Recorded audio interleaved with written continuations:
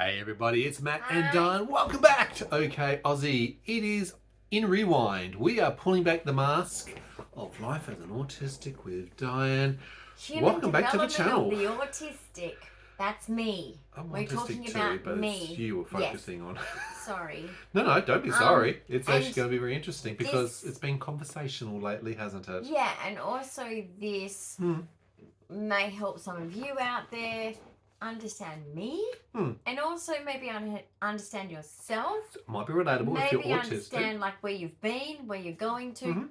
This is human development of an autistic, and we're all different. We actually all are very different. I want people to know my phases of how I have come to be where I am today, because you only know me as a 50-ish year old. That's all you know me as. Yes. Well, you're 51-ish, exactly. And you're only seeing it through the lens, this lens right here, of YouTube on our channel.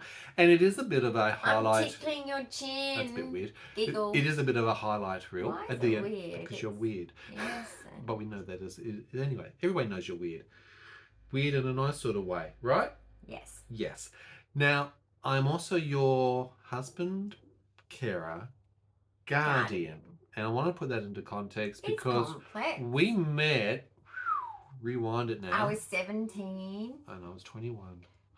And it's like a scene from Grease, the movie. Yes, the immaturity. I mean, I was just the first person I dated. And then the first person since just like the first, everything's the first. We were just first. You just stole all the first. I just stole all the first. You stole all my first. So we are first. We are first cab off the rank in this equation. Different.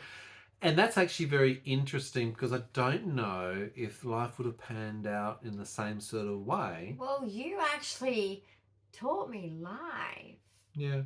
I didn't know what I was doing before we go into it too deeply, and if you're new to the channel, big welcome. Don't forget to subscribe and hit the notification bell so you can see more of our content as we go along. I like to high five.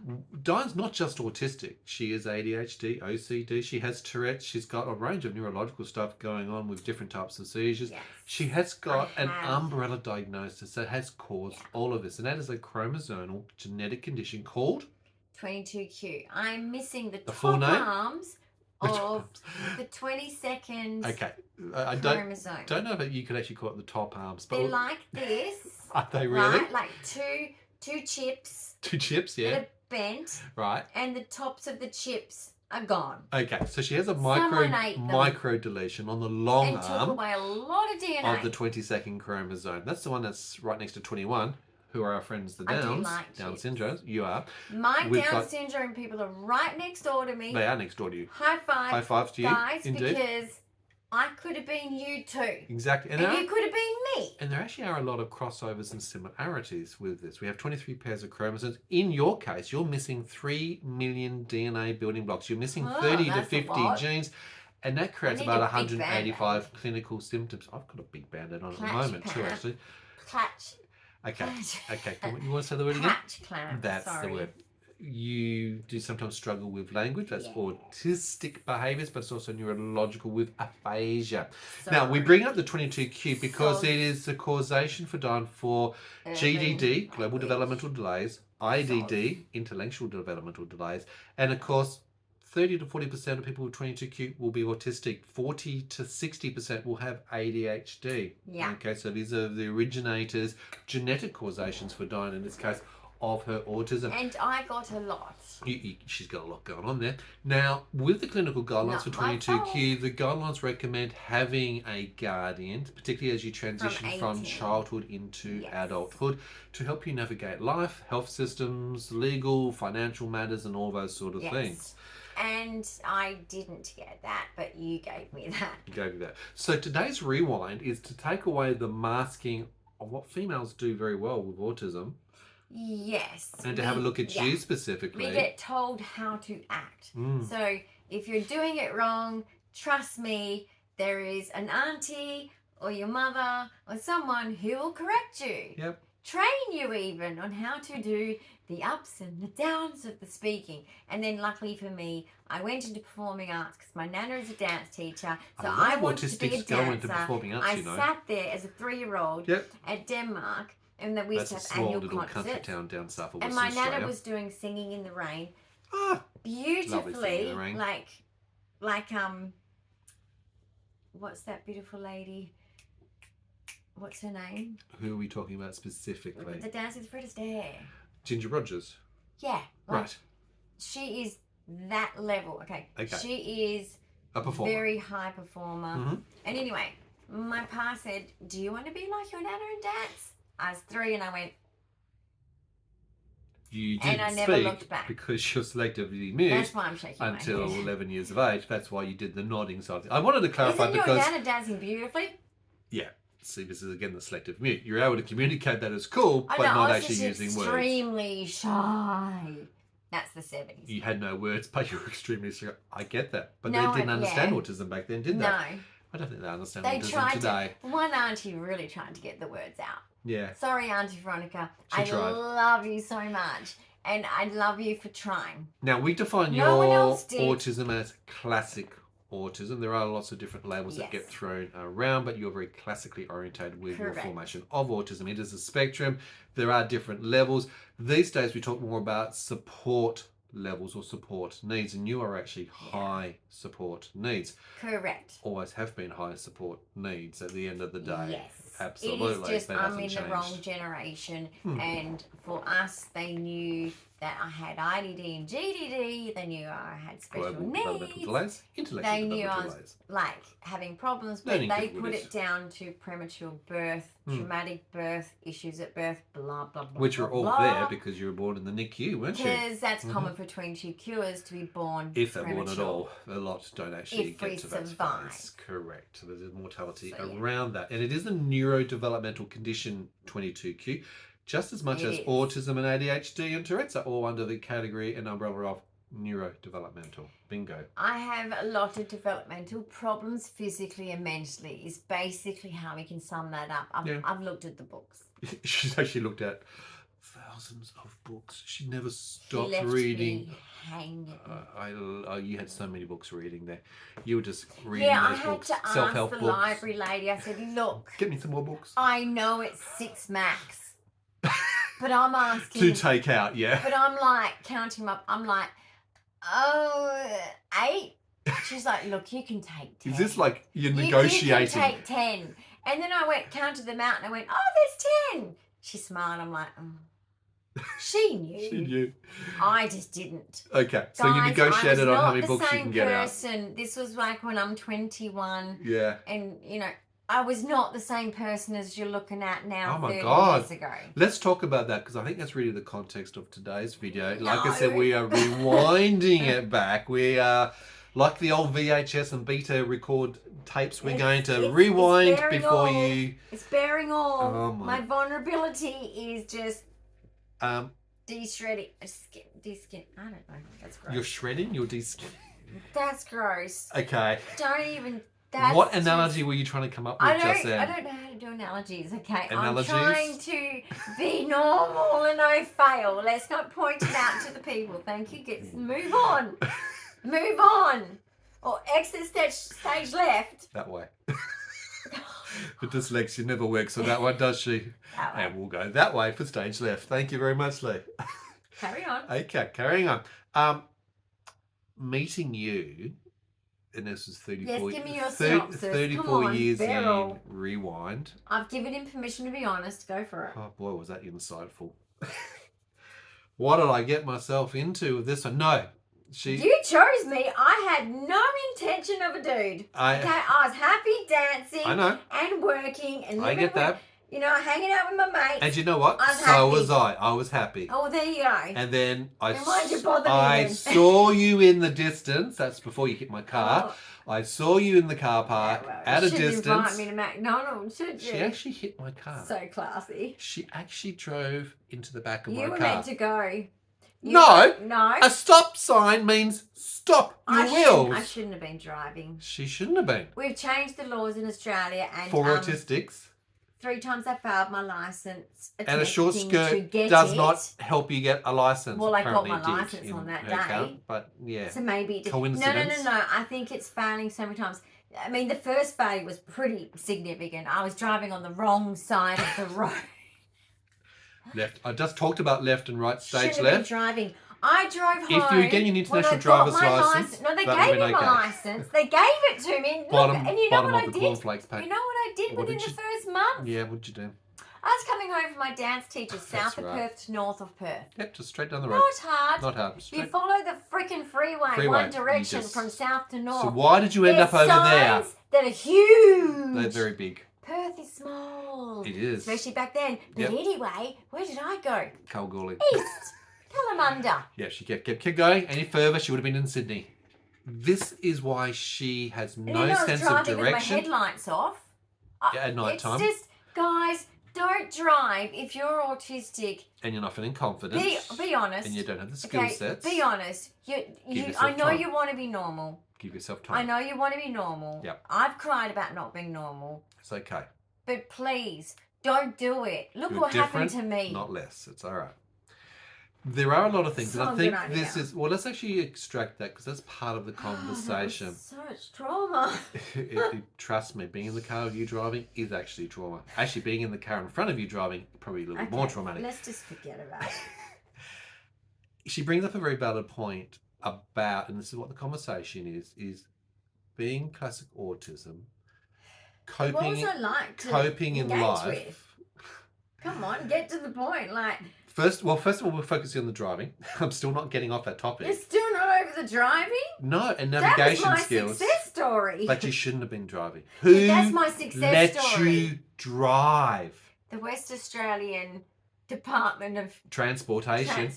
They've got problems. Actually, most government departments in WA have got problems. Well, but they should not have let you drive because I've seen the distress. I've seen the distress when it comes nighttime or when it's heavy rain. Or when you're suddenly in Kalgoorlie and not Kalamunda. Oh, I cried all the time driving. It was a sensory nightmare. I cried a lot. Yeah. Because of the senses. It's raining. Can you turn the rain off? Not no, because I'm mental or anything. No, it's autism. It was literally, I couldn't, as soon as I got home. But you shouldn't have been. Decompression, I was fine. We're in 2025. When was the last time you drove a car? 2017. Okay. And that was only 5 minutes at a time for about a year. 5 minutes at a time, short duration in places where you need direct point to point. And look, there's a lot of neurological things going on. Roughly during 2016, I stopped driving, so it's 10 years. So now it's driving Miss Daisy. 10 years, guys. And I'm the one driving Miss Daisy. 10 years. And it's probably safer for the rest of us on the road. But that's just one aspect. Before that. Absolutely. Shouldn't have got it in the first place. I've seen the distress around that. But I've also seen your distress around life being your partner and being there through all of your life. So tell them what it was like to engage with me in conversation, socially, seeing me with other people, seeing me in crowds of people. First of all, you don't do crowds of people. You don't do crowds of people. Well, I was forced to when we were But you don't do crowds of people well. I was doing singing and you're in the technical room. And you all have to stand together, and I mean, she can't follow instructions. Dance groups. She has auditory processing, so she can't listen to instructions. She has executive functioning, so she can't follow through on those instructions. Yeah, I'm talking to the girl behind me. And you're in a place where you need to be quiet. Look forward. It's like, sorry. Yeah. Wish there was mirrors at the back. Logical sort of things. Well, you normally face the mirrors. So guys. Social inadequacies were certainly there. You were socially awkward and different. Absolutely. Okay. Well, I didn't speak much. I know that. No. Even though my cousin was there, my second cousin was there. You didn't speak much, actually. I was very close to. You were very, very quiet. I was actually surprised when words finally came out. Wow. She talks. She actually does talk. And that was a big deal. You know what? You have a nice voice, actually. Yeah. Yeah. No, seriously. It took a while for your confidence to also build up, to connect. Mm-hmm. Because I probably didn't know what to say. No, you didn't have any of the social skills to do that. In a waiting room one time. Yes, okay. And my cousin wasn't around, and I'm like, damn it. And I'm just sitting there and I'm just like, I don't know what to freaking do. What to say next? How to respond? Like, this is a How do I dude, act? and I don't really know this dude, so there's nothing to talk about. What's there to talk about? See, normally when I'm sitting around people, it's normally family, cousins, friends that I've gone to school with for quite a while. I wasn't used to talking to people. So outside of your bubble, your comfort bubble. Yeah, because I know what they're into. It's like, so I can go, transitioning. How's your dog? Transitioning to new things. Yes? Yeah? Okay, we're talking about the dog now. That's perfect. So, but with you, I'm like, dude, why are you sitting here? Why don't you just leave? Sorry, I didn't leave. No, seriously, why did you just leave? She wanted me to leave. Because I didn't know what to say. On probably our first date. What did it do? What did it do? The questions. What's your favourite colour? What's your favourite pet? It was in the Dolly magazine. What's your favourite food? It helped me. What do you do with the boyfriend? You use Dolly magazine. You don't do bad things. That's what it tells you. To work out your script, and it was about scripts. And if he doesn't get you flowers and teddy bears and all this kind of stuff, don't you date him? Was my grandfathers and my uncles. All you know, of the if they societal don't do that, norms. Well, aren't you lucky that I came bearing flowers and gifts of teddy bears and chocolates and whatever else? My brain going, okay, autism, there's a pattern. I ticked a box apparently. The pattern's right for boyfriend material because they all said to me, if he does this and he opens doors for you. I open doors, I do. Then that's okay. That's a gentleman. I was very gentlemanly. Something. So I was taught that. So was I. Right? Hence why I'm following these social etiquette norms on. Jesus, the questions was from Dolly magazine in my ear. Apparently, I should have got that edition of Dolly magazine before I went on a date with Dyan. You didn't read them in the school library to find out about girls? No, I wanted to find out about boys. I was on the oval or the basketball court. It told us a lot about boys. It told us what they wanted and liked, and I went, "Ugh, really?" That could have been very eye-opening for you at that age, yeah. No, just this is my autism. I was like, never. My mum's like, you're gonna get married and have kids. I'm like, never. The day she told me, why does that sound like the voice of Voldemort or something? When I said to my mum, yep.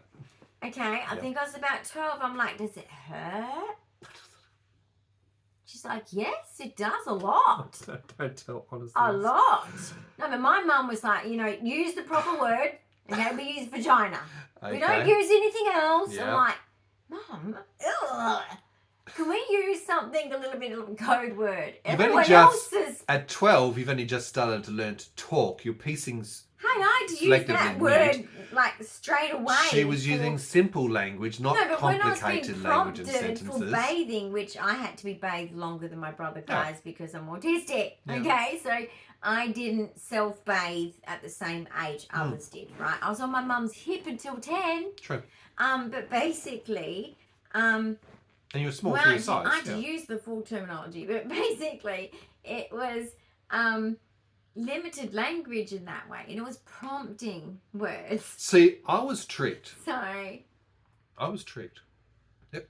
I tricked you. You tricked me, absolutely. But it was in the Dolly magazine. Ask for these questions. I did the questions. So first of all, didn't know what else to do. Yeah. Okay. First of all, you had a perm. My family wasn't. I thought you had naturally wavy hair. Oh yeah. I fell for it. No, but I do actually have naturally wavy hair. If I cut it short enough. She'd coloured her hair. It was blonde. It's like streaks. It wasn't fully blonde. Okay. So yeah, tricking me already. Chicks do that all the time. Dolly magazine for all the questions, and she had a script on what to follow. But that's important. That's okay. Even at Sunday school, that was told that's healthy. Right. That's when I went to youth group. Yeah. That's healthy. Now I could tell that she was a good girl, that she had good morals and values and presentation. You must do this. So my grandfather would have got me by the neck. Ticking all the boxes. Yep, exactly. Okay. I mean, if I wore a mini skirt that everyone else was wearing when I was like a much older teenager, he'd be like, no. And I'd be like, oh my God. Yep. Her presentation was also on point. And again, coming from a mum who's a French fashion designer, I can see that she puts a lot of effort in. And that helped probably one of the giveaways was maybe that things hides like a lot of the autism. But sometimes the hairstyle was a bit immature. Yes. The plaits, the braids, I'm thinking. I do remember that. Yeah. Jeez.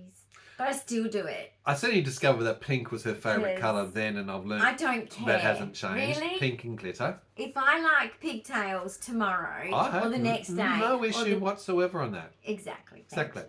And I could tell that she was very good in her hyper focus, her special interest. And that's the part where I was tricked. It's like, oh, okay, so she's a very dedicated dancer. She was very focused at learning things. She was special interest. Flexible, hypermobile. I could tell because of obviously the EDS, the Ehlers-Danlos loss. So I could see those things coming through. And just the absolute focus on dance. Absolutely. Dance, but you have... my best friend was like, absolutely the same thing. Absolutely. Obsessed with dance. Obsessive. So you're obsessed in that special interest, but you're also very withdrawn and quiet and shy. That was the presentation part of things. What was the volume of my speech? Sorry? You know the girl from Pitch Perfect? Pitch Perfect? That. Well, sorry, what? So wrong with that? That. It was... What? My pa would be like, is that a fly buzzing? Yes, exactly. It does sound like a fly buzzing.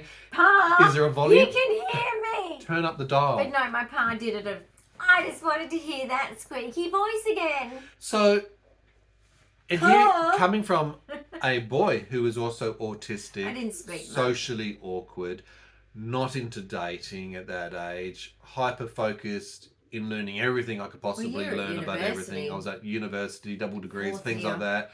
Yeah. Very, very focused in that sort of things. You had mates and shit that you're doing stuff with too. So you had hobbies, I had my special interests. Yeah. I was working. I was a busy beaver. Yes. And then, like I said, I saw you in the distance and it was like a moment. No, you said you kept looking down the car park. I did. I saw you. I thought, well, mainly because I thought she's going to park next to my car, can she?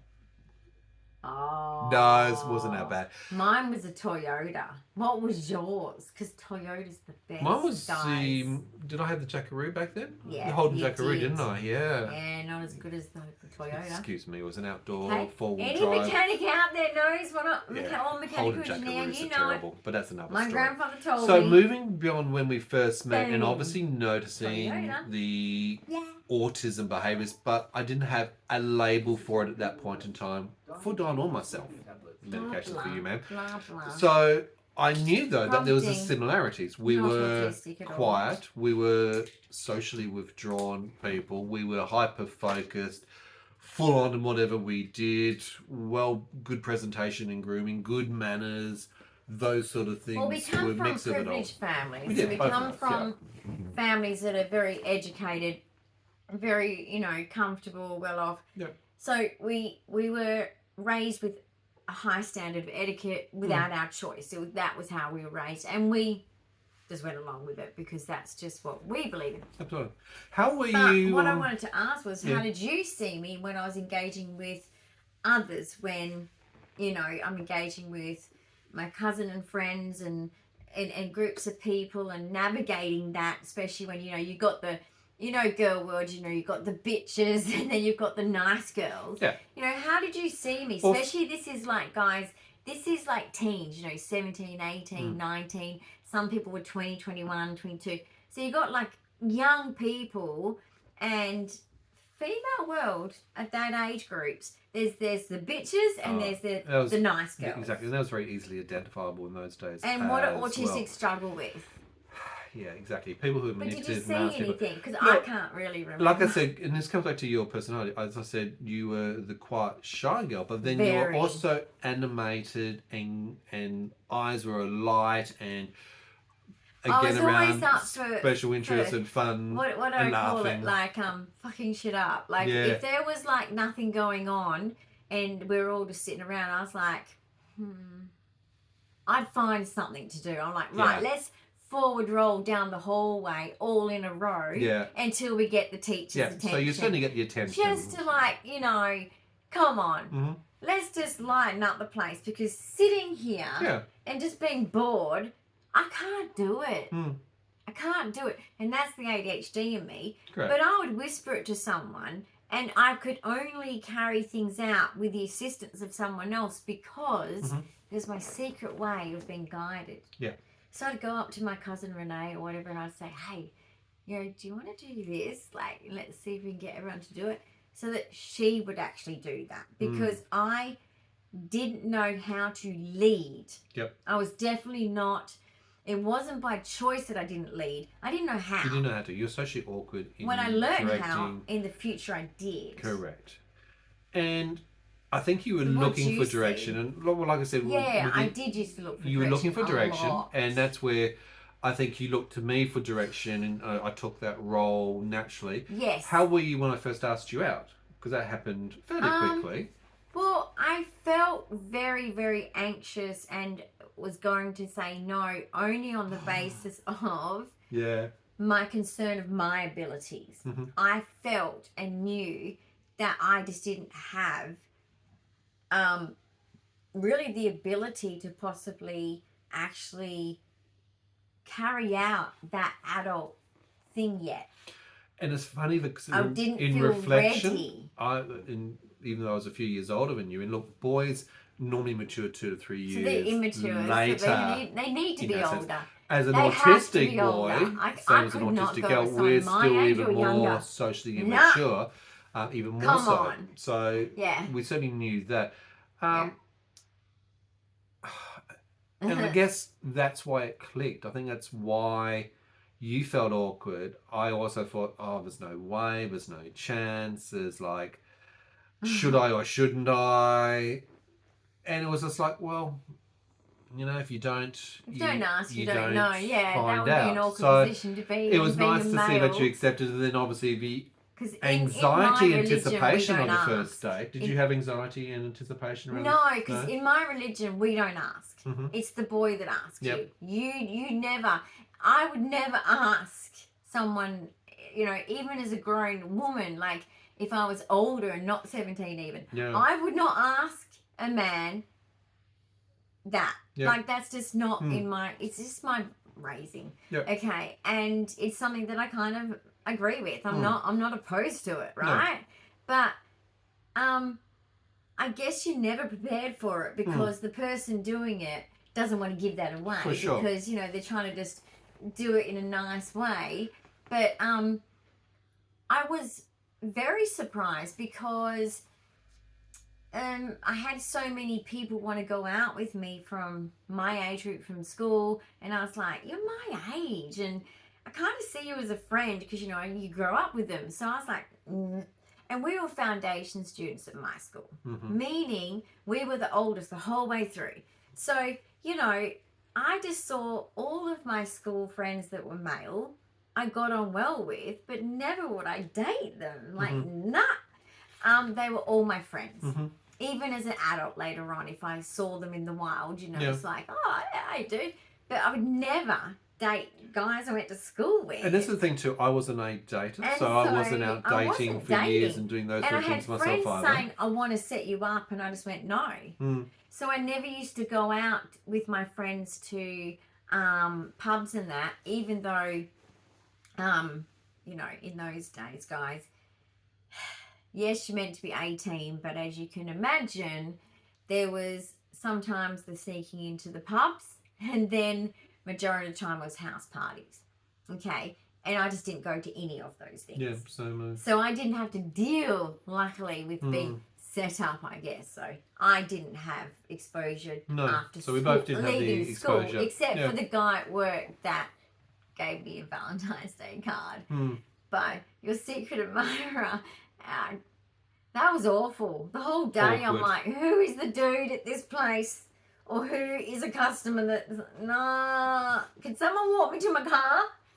I'm feeling a little... creepy. I don't know. A little uncomfy. So what I noticed a lot of the time was the quietness around others. But anyway, it was a nice guy. And poor guy. I liked him a lot as a friend. So it's really sad. Okay, so what I noticed a lot was the quietness that you exhibited around others a lot. But when I did get you aside, you were then, and this is where I found you had a intelligence. You had a lot of information. You had a lot of knowledge. I'm good on one-on-ones. You were good on one-on-one, but I had some friends that were good with me. Yes. Yeah. So basically, my survival of my social interactions at school was being the absolute wallflower. And isn't that just an analogy? I was never the front center kid. At dancing I was. I was the front and center dancer, okay? And everyone used to think that I had and this is what used to actually upset me. People thought I had this dream life. You're the student teacher that got chosen, because there was only 2 out of the whole school that, gets chosen. I was always front and center, and everyone thought, oh, you just have this dream girl life.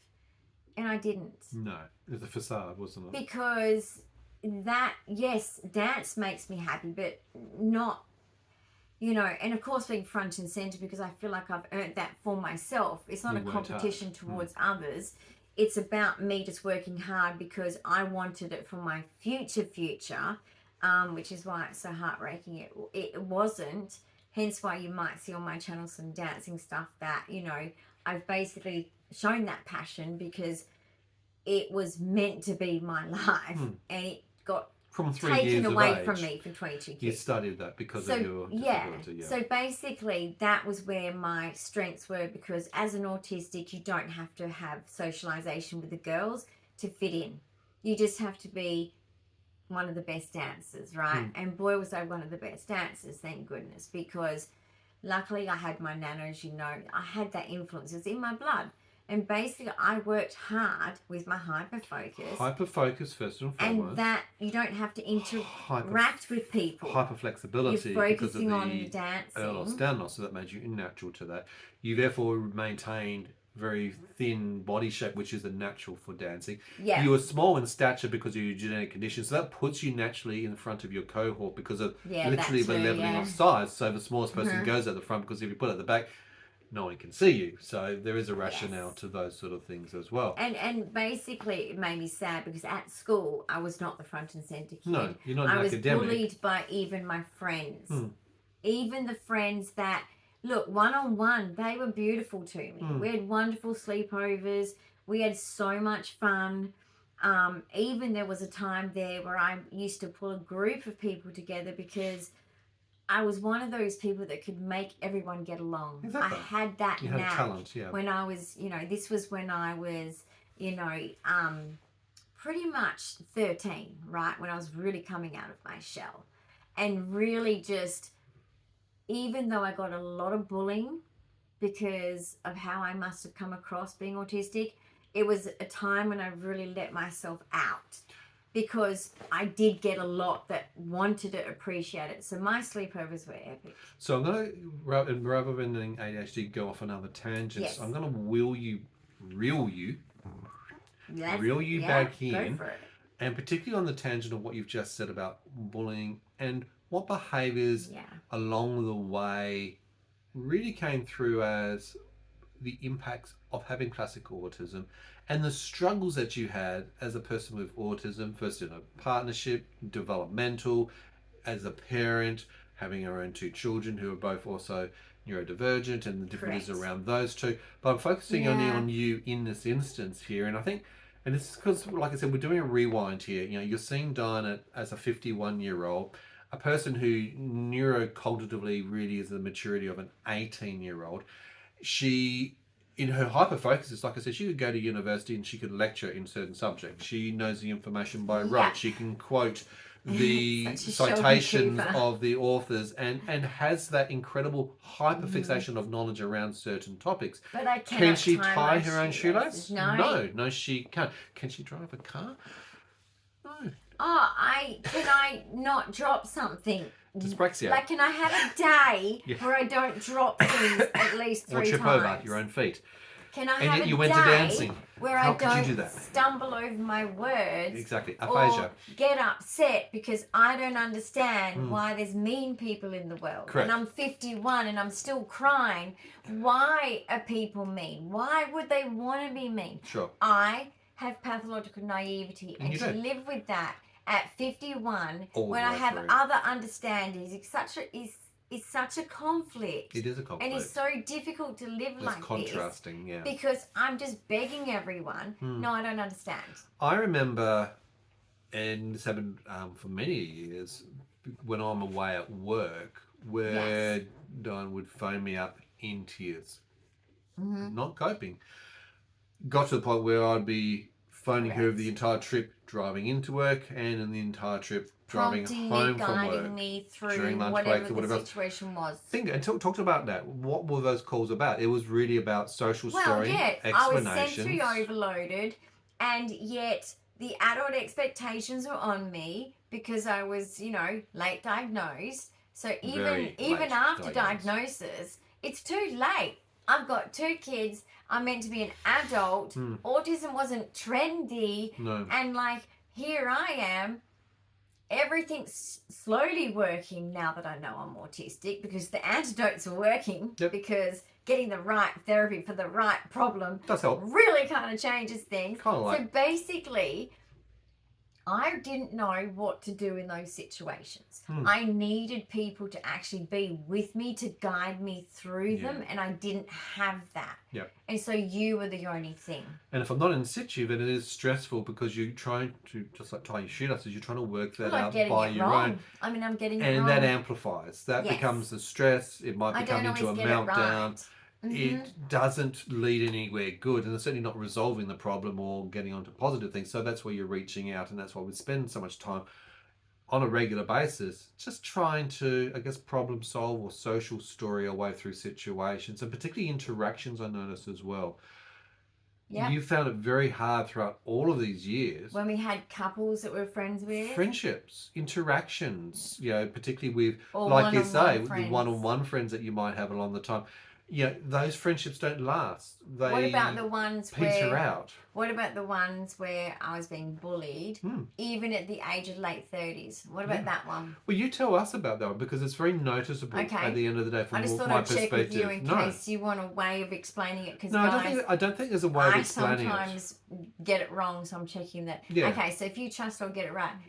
Right, what happened to me was I had 2 friends, and the 3 of us were good friends, and one of them was bullying me, and so I said to the other one, thinking that, boundaries and rules and all the rest of it that I'd been taught through ABA basically, and understanding what to do in those scenarios, I said, to the one friend, I don't want to be friends with this friend because of the way she treats me. It's not okay with me, and enough is enough now. But you guys should be friends, but just know that the 3 of us won't be gathering. It'll be you and me, like it used to be before she came along, because...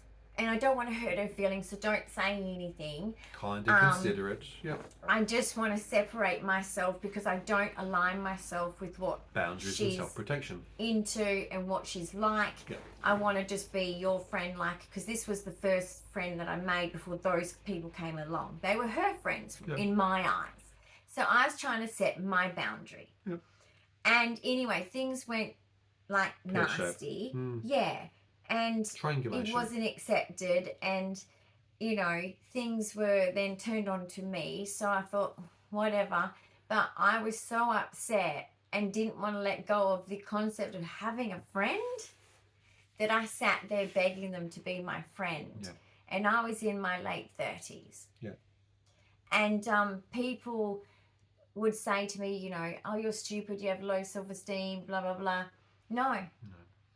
I was literally doing what an autistic would do because we don't know how to socially react. Or re-engineer so this is where people really need to learn. And that's what I'm here to do. Because I'm autistic and I know the thoughts behind it. Begging your bullies to be your friends is what a child would do. Developmentally, we are stunted in many little slices here and there and there. And I want to point out, at 51 years of age, going through all of the support processes, the toolbox, the learning, ABA, etc. It's got easier getting the right But there's also a therapies. plateau point where there's certain things that you just can't do. Well, there's pathological naivety I will never get over. Correct. It'll always be a problem, and it will always cause meltdowns, just like my sensory overloads will always cause meltdowns. So in this current iteration of today, for example, and over the last few days and the last week or so too, you've been in a similar sort of thing of wanting something which is out of reach because of the actions and the behaviours of other people. Yes. And not understanding it. One of my challenges is you can use simple explanation, and we can go into loops around this quite a lot, can't we? Yes, we can. Do you want to talk about that? I get stuck on things because I know through discussions and just listening to other people talk to me, the problem with not being able to let go of things, hence why it goes in circles, is because I don't understand it. Yep. And just like anyone, think of something you don't understand. You want to keep talking about it because you want to understand it. A human's mind does want to understand things that are going on around them. It's a natural thing. That's what our brains do just automatically.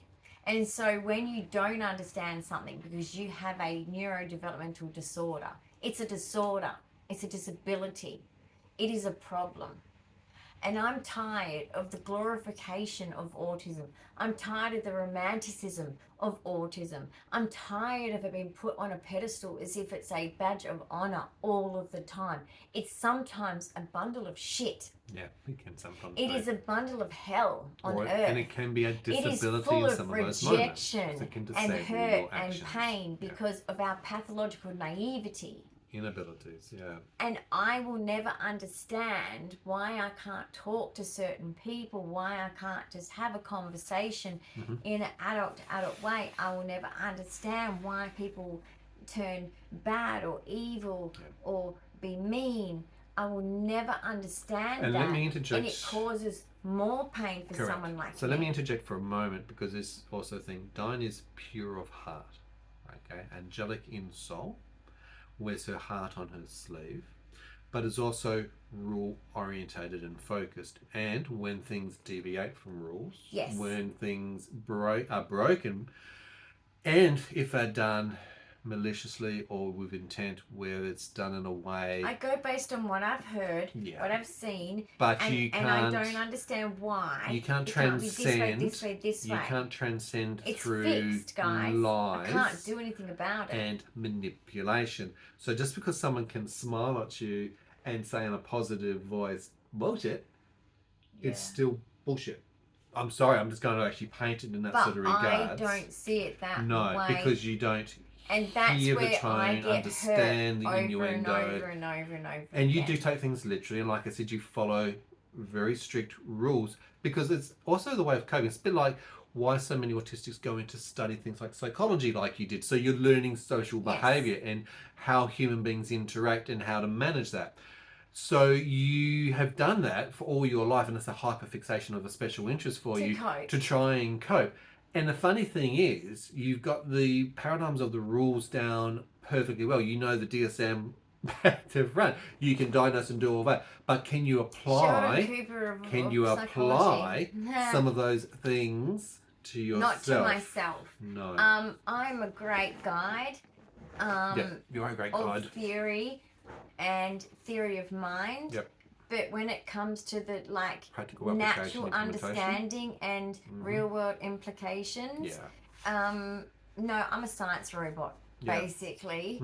I'm literally all that. When it comes to the real deal, I'm a simple person.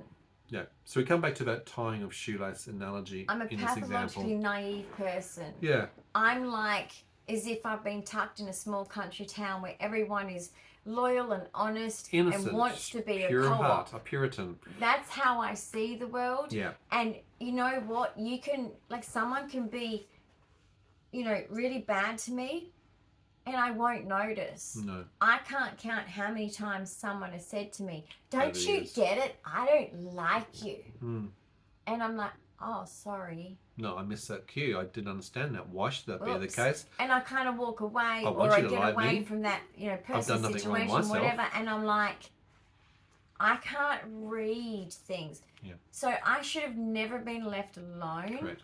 I should never have been in those situations. No. And my vulnerability. The vulnerability is I know very it's there, apparent. And look, but it's hard for me because I am also an adult, but I've got these vulnerabilities, so I'm trying to be independent. For the moment, that's actually part of the risks, and this is part of the difficulty of Dyan navigating life.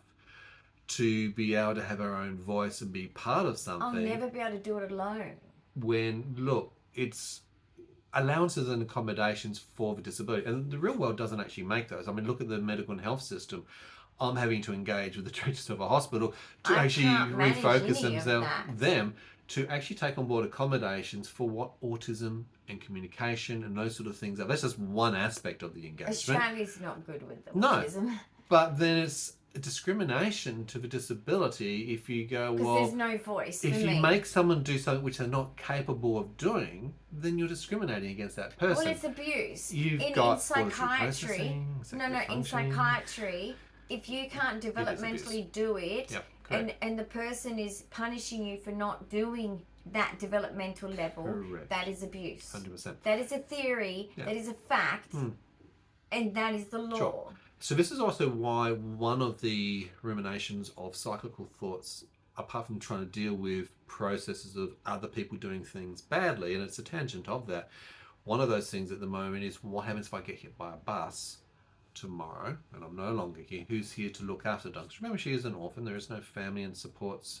informal supports available. I wouldn't leave the house. No, and we saw this even recently in the conversations around the fire. If I wasn't here and the alarms are going off, Dyan would literally just be huddled on the inside of the door, all the fire alarms going, hopefully with the noise cancellation headsets on. She wouldn't know how to function in an emergency. I wouldn't leave. Wouldn't know how to evacuate. I wouldn't evacuate. And that puts her more at risk. Well, this is life in general. There's a group of people downstairs, and I don't know all of them, and I wouldn't go downstairs. Right, but that puts your life at risk, and this is what I'm saying. I would sit behind the fire door. That keeps me safe. As I was just saying, and this is one of the things too, where I have to even now make sure that we put processes in place in case of my extinction, in case I get hit by a bus, so that there is guardianship and other things that are transferred in case of that sort of event. So Dyan knows that she is safe and that things will step in. Except it depends on that, because in the Australian government and in my system that I'm in, if I don't get the right people around me,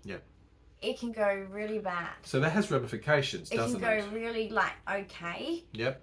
Okay. And it can go really bad. And look, that's been our struggle in the reality. This is why I've spent thousands of hours dealing with systems. And when you're talking about complex government systems who don't understand autism, let alone understand rare genetic conditions, and it's not really working. The reality is I'm struggling with whether it's Centrelink or the NDIS, the National Disability Insurance Scheme, or the health system.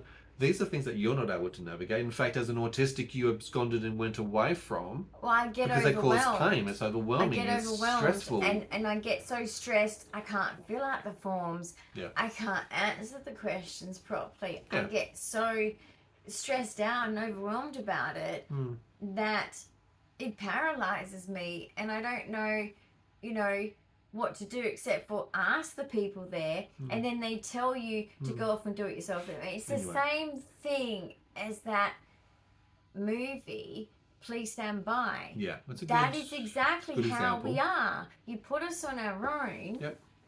I'm not the same without you there to guide me. And this is coming back to an example why but when no I'm one at knows work, out there. No, but even now, people don't know out there how much prompting and guiding you do. And that's really what the point of this video is. So the example is, even back when I was working, where you would call me, or where we would use that time where I'm travelling to and from, or at lunch breaks. Even if it's just a 5-minute thing of like, okay, this is how you handle that situation. This is the problem. This is what you need to do. It's checking in, checking processes. I'll do that. A, B, C, and I'll write down dot points of how to do it. And this is why in the clinical guidelines for 22Q, they're very adamant about this, why it should be set up for children, adolescents transitioning into adulthood and the later life, that you do have systems in place of guardianship and support, not just for the legal, but for the medical, but for life.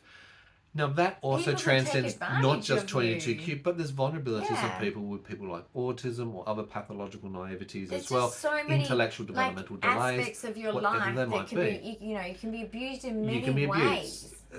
taken advantage of financially, sexually, whatever happens to be. There is Correct. risks all the way along. And you have experienced a whole gamut of those Yes, risks. because I even wasn't environments which are meant to be protected. safe, right? Yes.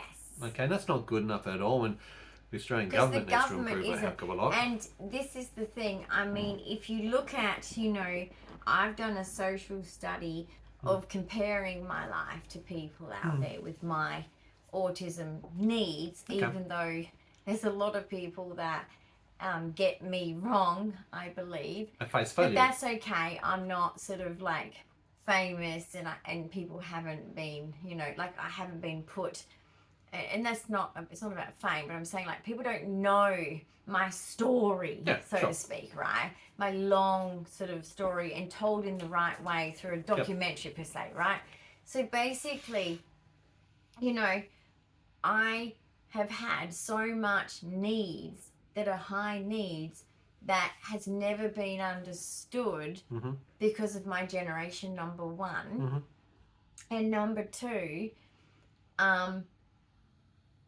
you get to a certain age, it's assumed that I know what to do now. There's a huge amount I've outgrown the of autism pretty much. 18 years of age, you don't suddenly stop being autistic or ADHD or any of these conditions, okay? And in fact, a lot of these times it can get worse, particularly as everybody else keeps going off on their tangents of development and you plateau out. Yes. So that's difficult. A lot of people don't understand that even the simple things of prompting, you know, my everyday is consumed 24/7 to be a support for you, and it's done with love, and I have no issues around that. But there is a reality that's a necessity. But if you weren't here, I would be focused on my special interest to the point where it's like, when have you last eaten, showered, had something to drink, have you gone changed to clothes, the toilet, are you, brushed your teeth? I've been uncomfortable for about 2 hours. Yeah, the interception, you're not aware of your own internal states. Exactly. So like, I am that person who I can't function, and I've tried to pretend to. Okay, I've had that imposter syndrome thing because of, you know, those, you know-it-alls that say, you don't even look like you have autism, you know. I've seen you speak, or I've seen how you see the world. And basically, literally, they think that the capabilities are here, and yet behind the scenes, it is just so not like that. It never has been. No. But the world is very superficial. Absolutely. But you would walk out of the house with your shirt back to front or inside out. You wouldn't be aware of it and take no. Now you look the package, you present incredibly well. You've got a voice. Was absolutely, like, my mum didn't stop until I got everything right. Performing arts school she all wouldn't the way stop through until I got it right. So you've learned performance and dance and drama and singing and speaking. So you've had elocution and speech pathology along the way. You've had dance, which is also about presentation.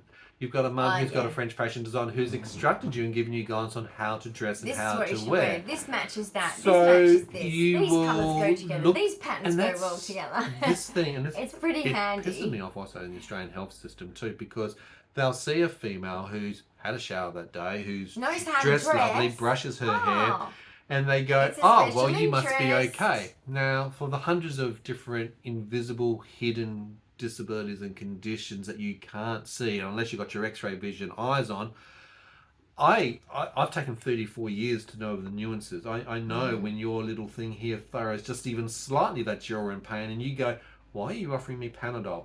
And then she stops and thinks for a moment and goes, hold on, I am in pain. How did you know that I'm in pain? I didn't tell.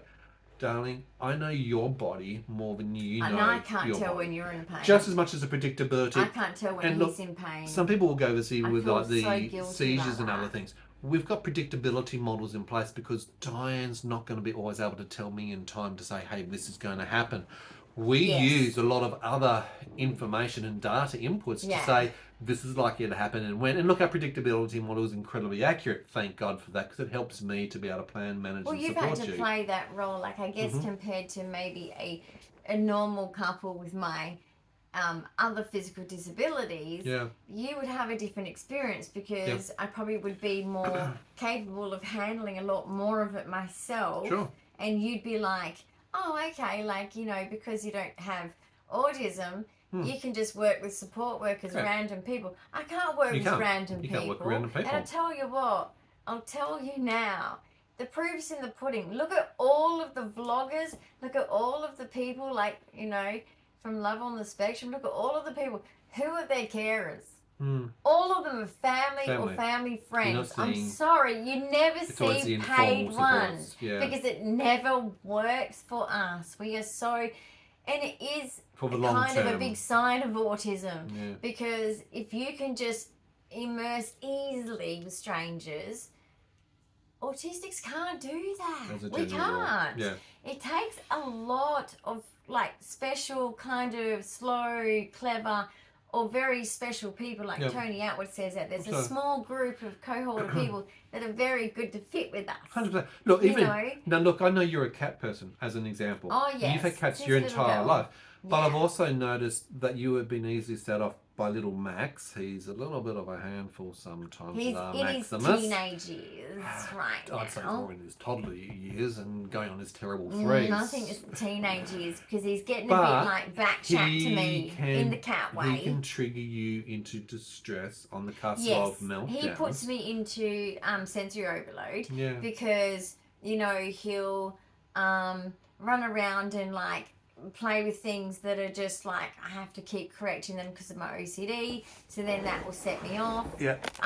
Hey, you. It's all about you. Oh, thank you, darling. His fault. It's not his fault either. He's always a good boy. It's not his fault, but basically, you know, if he plays with something that's part of my collectibles and I get really upset, and it's not his fault, I know that. In theory, I understand that. And I respect my cat 100%. But in me, what's going on is my OCD is going nuts, and then that stresses me out. I get sensory overloaded because I have to keep correcting it. I get tired. An independently functioning human being at the moment? No. If I was to walk out the door tonight and not be here for a week, I'd be rocking in a corner crying because I'd be like... Do you know who to reach out to? Could you go and get help from somewhere? Could you get someone to get you food? I wouldn't contact anyone. I would just eat whatever's here and be here for months and months and months. No joke. So I wanted to put that into context. I wouldn't leave. I'm just asking these questions spontaneously, just thinking, what sort of answer would you give? What do I do out there? I don't know what to do. To navigate life, to navigate systems. It's okay. Sorry. No, don't be sorry, because this is the realness and the rawness. There's a lot of other people out there who are autistic who will, like myself sometimes, and people think I've got my shit together and can handle anything. No, there's a lot of preparation, planning and training and a lot of thought processes. There's a lot of nights where my processes are, I'm thinking the entire night through what needs to be done the next day, how it's needing to be done, and scripting those processes and working on a flowchart. If this doesn't happen, I need to do this. If this happens, this is fine. That's how I operate as an autistic, and that's how I've always done. I mean, I can speak incredibly well in front of thousands of people publicly, but you see me for the days beforehand.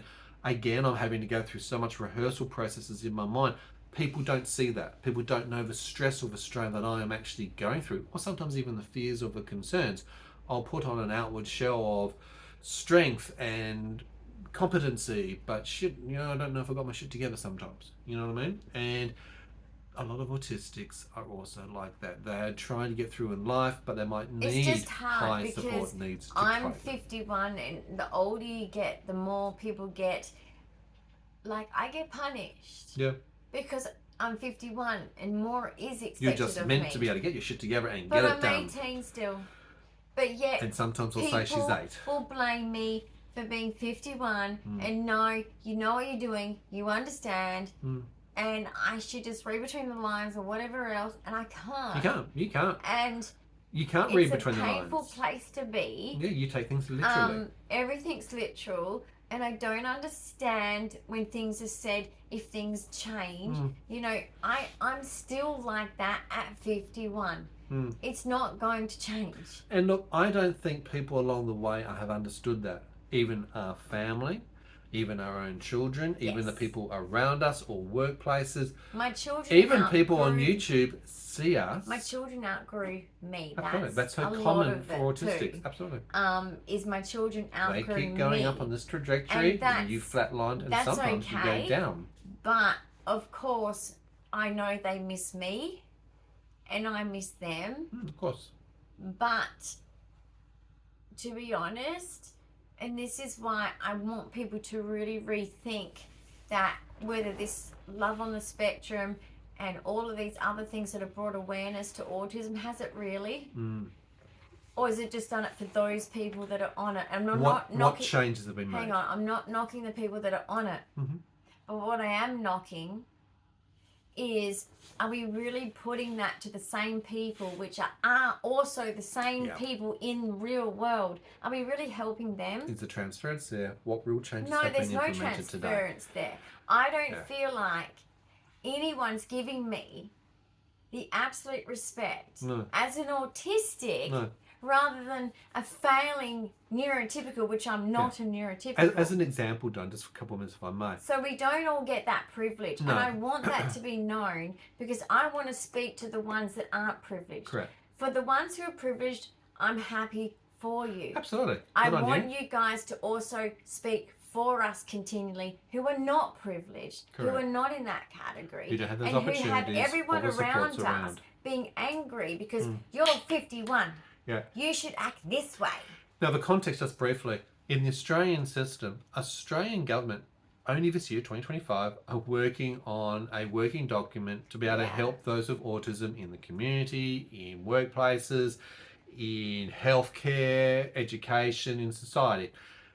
They're still in the processes of putting this together. It hasn't been implemented. It hasn't been actioned. There's nothing functioning yet. So it's just a conversation. They've worked out that it's obviously highly necessary, and there's working groups working towards that. Here I am sitting with a hospital, again, only weeks ago, talking about autism and the needs. You know, you go across to the children's hospital and they've got a sensory room. They've got a room where people can decompress. They can calm their sensory input down, because hospitals are massive input of light, sound. Thanks to our bad smells, government structure, we don't have the money. But the accommodations, and this is the thing, I'm talking to very high level professional medical people, and it's just like, I'm educating you on autism, on communication, on executive functioning, on auditory processing, on things like OCD, on one instruction at a time, ADHD that can take you off in tangents. It's like, this is the rationale, what we have to deal with to create accommodations for those with autism to be able to succeed just in simplified healthcare. Thanks, Max, for pushing the dolly trolley. He was just helping them. What I find the worst is when people want to believe that your masking is the real you. Oh, correct. That's my worst pet peeve. When I'm masking and people go, oh my gosh, she sounds so neurotypical. That's the real her. How have you gone in workplaces? It's like, because you're not in workplaces. If you lived with me. Yeah. Almost 85% of autistics cannot sustain functional work. No. They struggle. They get kicked out. They get bullied out. Too honest, we get bullied out because of our honesty. Have you had that experience yourself? I've been bullied and called a dumb blonde, because even though I might be able to go to university and study psychology, when I'm working checkout, I don't even know how to do this certain refund thing. And I get called a dumb blonde by my supervisor. So, yeah, that's me in my late 30s, 40s. Right. Coming back to that analogy, you could teach rocket science, but you can't tie your shoelaces. Yeah. Sort of analogy. So, and because I wasn't picking it up like everybody else. Like everybody else. Boom, was the negativity of dumb. And remember that example I keep giving? You went through primary and high school, and now the education system failed you. You finished high school at a year 6, 7 level. You had to have someone in your family re-educate you, knowing that you learn in a different way. Okay? Yes. So once they've worked out that you learn in a different way, you thrive. You go on to TAFE, you go on to university, you learn how to learn. And you not only succeed, you get some of the highest marks in education as far as exams and assignments and completing puzzles and problems that no one else in your cohort has achieved for years. Yep. So it shows that you're incredibly intelligent, But again, comes back to the analogy, you can't tie your own shoelaces and you struggle sometimes with basic finances. Suck, Even man. today, you do the budget in the house, but we have a double check mechanism that I check everything to make sure you don't pay someone else. Yeah, exactly, right? And I also have, my, executive functioning, I could pay the wrong person. It's happened many a times before. Right. That causes some distress, doesn't it, and frustration? It does. It does. For other people too. So you might look like you got your shit together and you're well presented and well rounded and well polished. And hide it all well. But you hide it and mask. But my reality behind this vlogging thing, because it's not Big Brother. If it could be Big Brother and there was an ability, we would be going for it. I wouldn't give a shit. Yeah. Like that's me. Like you can do Big Brother with me. But basically, there is a lot more to what you can kind of try and capture on camera. Scratch it is the very surface, hard to you'll capture find a lot more. on camera. But this is the point of our channel, is to help by educating and advocating, creating awareness, and sharing what's and all. What you see the good, is the not bad, always. the ugly. And there was a YouTuber that said this. Don't measure someone's chapter by, your chapter by someone else's chapter. Correct. I think that is a beautiful saying. I think that is a clever saying and a very good explanation. I agree with that. And I want to say the same thing. If you're 20, 30 years younger than me, don't expect to be where I'm at. No.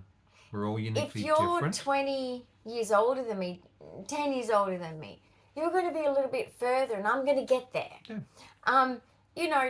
We can't compare each other's chapters, guys. No. I was a total different person when I was your age. If you're young and you're looking at me going, I couldn't do what you could do. Yep. I'll tell you now, don't. The variables are different. Because I've also seen in this new up and coming autism awareness, there are some people that are not allowing their autistic to grow. Don't stunt yourself. Okay, I know it's hard. Or don't go them. past That's your thing that occurs. don't go past your abilities, of course, and cause yourself an overload of sensory and out of your element and cause an absolute burnout or meltdown or whatever else and get yourself in a bad situation. What I'm talking about is gentle pushes, because we just take a lot longer to learn everything. Yeah. We have to learn things that other people don't have to learn at all. And sometimes you need a safety net to be able to do that, which should be the close people around you. Don't limit yourself. To provide that safety net to help guide. There's people out there to guide you, but just find the right ones. Don't find the ones that aren't going to guide you right. Make sure that they do guide you right, and whatever your goals are. Because that's one thing I'm concerned about going forward, is with the autism awareness, some of these young ones, some parents are kind of pulling them in and squashing them down. Helicopter parenting? I don't think that's healthy, because I'm not saying that it's healthy what happened to us, being thrown out there. Thrown to the wolves. And learning the hard way and failing the hard way. Kick down the nest and see if you'll fly. Right? That's not what I would recommend. Yeah. I've had a lot of trauma because of it. Yep. But there's an in-between. Yeah. There's an in-between. It's the Goldilocks. And support them through their failings right. as well. Because failing, even if you've got a neurotypical child, they have to fail, and then you've got to catch them. That's learning. Because you should be proud of your kids' failings as much as you're proud of their successes. You know why? That's their learning. 100%. Okay? None of us should say life is perfect. And you don't tell your kids life is perfect. And so we've got to remind ourselves, we don't have to be perfect. Give things a go, and if you fail, try again. Everyone fails, okay? They just don't be honest about it. No. We're really honest about it. Exactly. To our detriment, really. And that impacts the feelings that you get more. I hope today's conversation has been a bit insightful. I hope it's answered maybe some extra questions. Feel free to ask me questions about questions, my ideas, different age groups and what I was your like. Challenges, how you got through them. Because you might want to sort of know, hey, like there's someone I know that's 10 who I want to know where they possibly could go, or you're 20 or you're 30 and you want to know, well, what were you like when you were 20 with this topic or that topic? Feel free to ask me, because I want you to know. because I'm telling you, you wouldn't have recognised me. I've seen your evolution over 34 years. I'm unique. I'm the only person in the world who's actually been with you that period of time to actually see your growth and your development and your additional challenges because of the deterioration of 22q. And that's been part of the challenge as well. When you throw in a neurodegenerative condition that's really mucking things up between seizures and ataxia and migraines. There's been a lot of regressions of learning disabilities and stuff. Yeah. A whole range of stuff going on there. Not good. Now, guys, if you are new to the channel, don't forget to subscribe and hit that notification bell. Did we miss anything in today's episode that you wanted to ping? I mean, I reckon we could talk for hours, couldn't we, guys? Because I think this one is actually a really good one for all of us, because there's a lot of validation deserved to a lot of you as well as me. This journey, is made out to be easy because we sometimes succeed, guys. But how many failings did it take to succeed compared to normal? Yeah. I think we've failed more than normies. I do. And I think that most of us do it with grace, because there's one thing I'm proud of with us autistics. We don't have this ego problem. I'm proud of that, guys. And you should be too. So I just think this is a really important conversation, because the validation is earned, because, you know, even though I struggle to tie my shoelaces if I have to do them myself, and I might have a bit of a meltdown, I'll achieve it compared to not achieving it. You might be knotted, but you'll get there. So we evolve. We do. We certainly do. But you know what? We're different, and we're good at other things. Exactly. I've had many people say, oh my gosh, I love these conversations with you. That was fascinating. I'm going, didn't say much really. And I'm baffled about what they're so intrigued by. So guys, you have all got something too that people want from you too, because of being autistic and having a hyper focus. Exactly. And remember that as well. You've all got a talent. Thanks very much for watching, guys. We'll see you in another episode real soon. Bye for now.